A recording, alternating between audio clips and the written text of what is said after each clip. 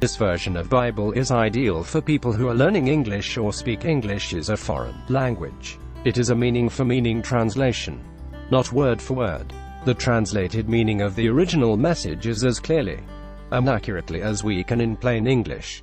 We have changed the order of words if that makes the meaning clearer in English. Matthew chapter 27. There are 9 points in Matthew chapter 27. 1. Jesus is taken to Governor Pilate. 2. Judas kills himself. 3. Governor Pilate questions Jesus. 4. Pilate tries but fails to free Jesus. 5. Pilate's soldiers make fun of Jesus. 6. Jesus is nailed to a cross. 7. Jesus dies. 8. Jesus is buried. 9. The tomb of Jesus is guarded. Jesus is taken to Governor Pilate. Early the next morning, all the leading priests and older leaders of the people met and decided to kill Jesus. They tied him, led him away, and handed him over to Pilate the governor. Judas kills himself. Judas saw that they had decided to kill Jesus. He was the one who had handed him over. When he saw what happened, he was very sorry for what he had done. So he took the 30 silver coins back to the priests and the older leaders. Judas said, "I sinned. I handed over to you an innocent man to be killed." The Jewish leaders answered, "We don't care. That's a problem for you, not us." So Judas threw the money into the temple. Then he went out from there and hanged himself. The leading priests picked up the silver coins in the temple. They said, "Our law does not allow us to keep this money with the temple money, because this money has paid for man's death." So they decided to use the money to buy a field called Potter's Field. This field would be a place to bury people who died while visiting in Jerusalem. That is why that field is still called the Field of Blood. This showed the full meaning of what Jeremiah the prophet said. They took 30 silver coins. That was how much the people of Israel decided to pay for his life. They used those 30 silver coins to buy the Potter's Field, as the Lord commanded me. Governor Pilate questions Jesus. Jesus stood before Pilate, the governor, who asked him, "Are you the king of the Jews?" Jesus answered, "Yes, that's right." Then, when the leading priests and the older Jewish leaders made their accusations against Jesus, he said nothing. So Pilate said to him, "Don't you hear all these charges they are making against you? Why don't you answer?" But Jesus did not say anything, and this really surprised the governor.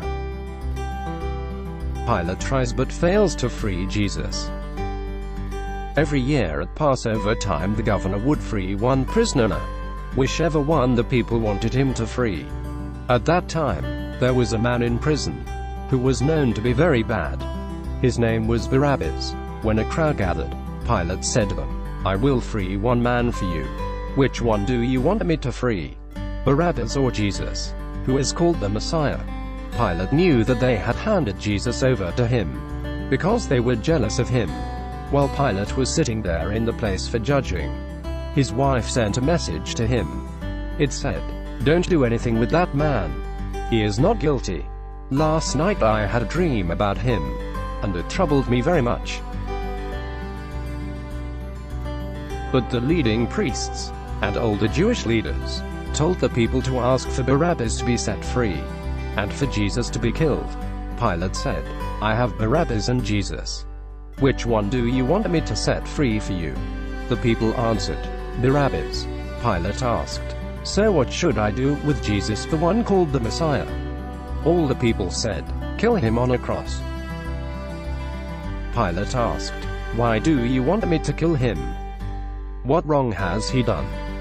But they shouted louder, "Kill him on a cross." Pilate saw that there was nothing he could do to make the people change. In fact, it looked as if there would be a riot. So he took some water and washed his hands in front of them all. He said, "I am not guilty of this man's death. You are the ones who are doing it." The people answered, "We will take full responsibility for his death.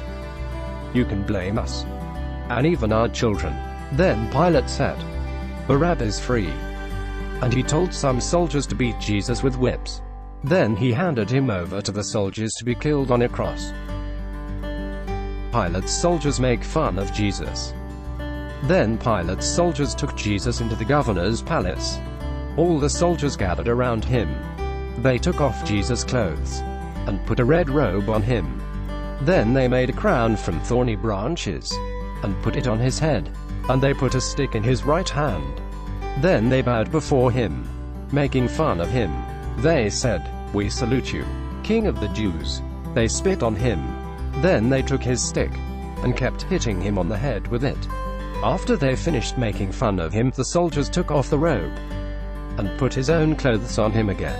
Then they led him away to be killed on a cross. Jesus is nailed to a cross. The soldiers were going out of the city with Jesus. They saw a man from Cyrene named Simon, and they forced him to carry Jesus' cross. They came to the place called Golgotha. Golgotha means the place of the skull. There the soldiers gave Jesus some wine mixed with gall. But when he tasted it, he refused to drink it. The soldiers nailed Jesus to a cross. Then they threw dice to divide his clothes between them. The soldiers stayed there to guard him. They put a sign above his head with the charge against him written on it, "This is Jesus, the King of the Jews." 2 criminals were nailed to crosses beside Jesus, one on the right and the other on the left. People walked by and shouted insults at Jesus. They shook their heads and said, "You said you could destroy the temple and build it again in 3 days. So save yourself. Come down from that cross if you really are the Son of God." The leading priests, the teachers of the law, and the older Jewish leaders were also there. They made fun of Jesus the same as the other people did. They said, "He saved others, but he can't save himself." People say he is the King of Israel. If he is the king, he should come down now from the cross. Then we will believe in him. He trusted God. So let God save him now if God really wants him.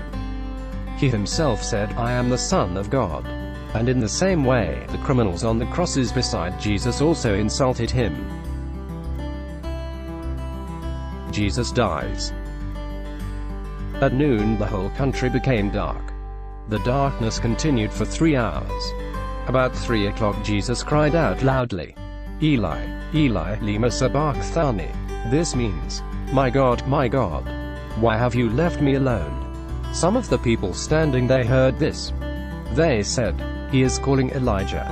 Quickly, one of them ran and got a sponge. He filled the sponge with sour wine and tied the sponge to a stick. Then he used the stick to give the sponge to Jesus to get a drink from it. But the others said, "Don't bother him. We want to see if Elijah will come to save him." Again Jesus cried out loudly and then died. When Jesus died, the curtain in the temple was torn into 2 pieces. The tear started at the top and tore all the way to the bottom. Also the earth shook and rocks were broken. The graves opened, and many of God's people who had died were raised from death. They came out of the graves, and after Jesus was raised from death, they went into the holy city, and many people saw them. The army officer and the soldiers guarding Jesus saw this earthquake and everything that happened. They were very afraid and said, "He really was the Son of God." Many women were standing away from the cross watching. These were the women who had followed Jesus from Galilee to care for him. Mary Magdalene, Mary the mother of James and Joseph, and the mother of James and John were there. Jesus is buried. That evening a rich man named Joseph came to Jerusalem. He was a follower of Jesus. For the town of Arimathea, he went to Pilate and asked to have Jesus' body. Pilate gave orders for the soldiers to give Jesus' body to him. Then Joseph took the body and wrapped it in a new linen cloth. He put Jesus' body in a new tomb that he had dug in a wall of rock. Then he closed the tomb by rolling a very large stone to cover the entrance. After he did this, he went away. Mary Magdalene and the other woman named Mary were sitting near the tomb. The tomb of Jesus is guarded. That day was the day called Preparation Day. The next day, the leading priests and the Pharisees went to Pilate. They said, "Sir, we remember that while that liar was still alive he said, 'I will rise from death in 3 days.' So give the order for the tomb to be guarded well for 3 days. His followers might come and try to steal the body. Then they could tell everyone that he has risen from death. That lie will be even worse than what they said about him before." Pilate said, "Take some soldiers and go guard the tomb the best way you know." So they all went to the tomb and made it safe from thieves. They did this by sealing the stone in the entrance and putting soldiers there to guard it. Matthew chapter 27.